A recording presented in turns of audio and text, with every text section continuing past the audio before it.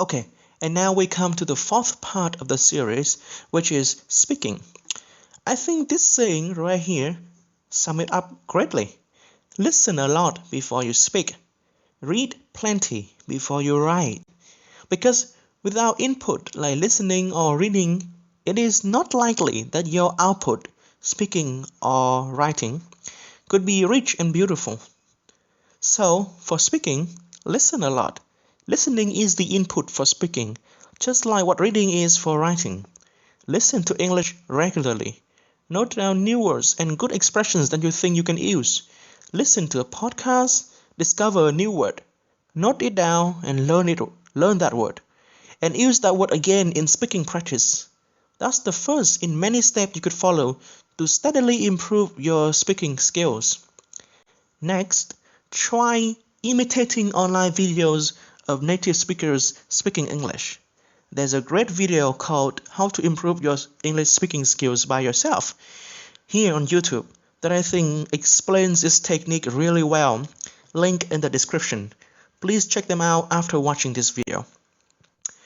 Speaking of which, I also watch a lot of YouTube videos. More specifically, I watch YouTube vlogs, online video blogs. They are a great source of fun, and there are so many different vlogging channels on YouTube to choose from channels about cooking, to music, to science, to sport, to comics. So there's something for everyone. YouTube vlogs are absolutely my favorite listening material, even though I found it difficult at first to understand native speakers speaking at full speed.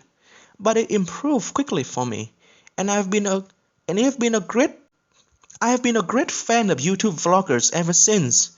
You could give it a try too. See if there's anything on YouTube that you like. One important piece of advice: be careful, be very, very careful with the current IELTS speaking questions on Facebook groups and websites. They may claim that these questions are the most up-to-date question list, and that all you need to do to ace the IELTS speaking test is to prepare and memorize set answers for these questions. But the reality is that most often these questions are inaccurate because they were told by candidates based on their memory of the test. But more importantly, IELTS frequently changes its speaking test topics, so there's really no point in trying to learn speeches like that. Not to mention, trying to prepare set answers like this is just like wanting to open a dictionary in the reading test.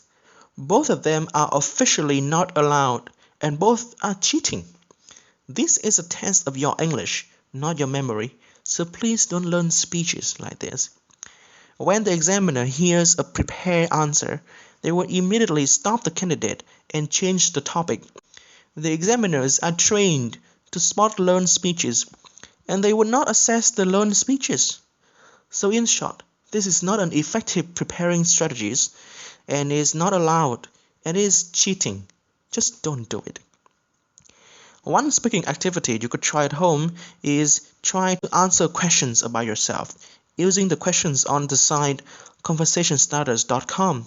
Link to this website is in the description. The site conversationstarters.com provides lists of questions that everyone can easily answer.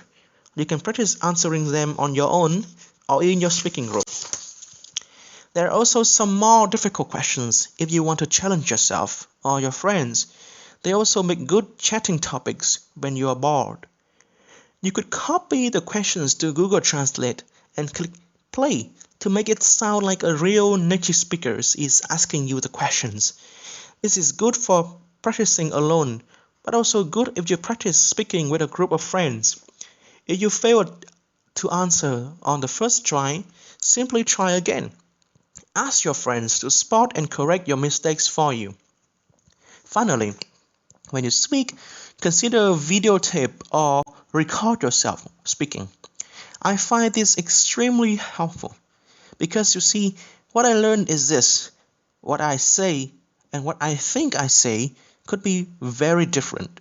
So watching a video or listening to a recording of myself speaking in English could help me see mistakes that I don't even know I have. This is a great strategy, especially for those who don't frequently have teachers or speaking partners to spot and correct their mistake for them all the time.